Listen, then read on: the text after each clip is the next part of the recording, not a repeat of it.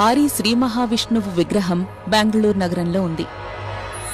సుమారు 108 అడుగుల ఎత్తైన ఏకశిలా విగ్రహమిది.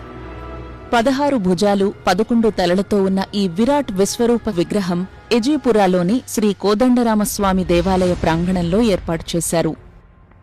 తమిళనాడులోని తిరువణ్ణామలై దగ్గర కోరుకొట్టై గ్రామం నుంచి 600 టన్నులకు పైగా బరువైన రాయిని దాదాపు 350 కిలోమీటర్ల దూరం ఎన్నో వ్యయ ప్రయాసల కోర్చి బెంగళూరుకి తరలించారు.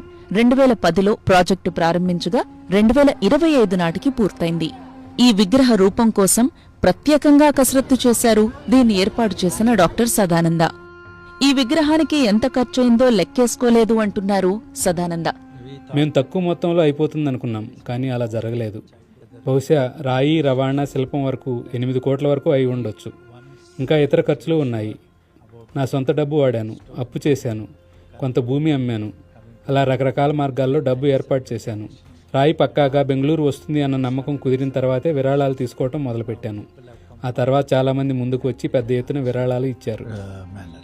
ప్రపంచంలో ఇదే అతిపెద్ద ఏకశిలా మహావిష్ణు విగ్రహమని డాక్టర్ సదానంద చెబుతున్నారు. అయితే దీన్ని బీబీసీ స్వతంత్రంగా ధృవీకరించలేదు.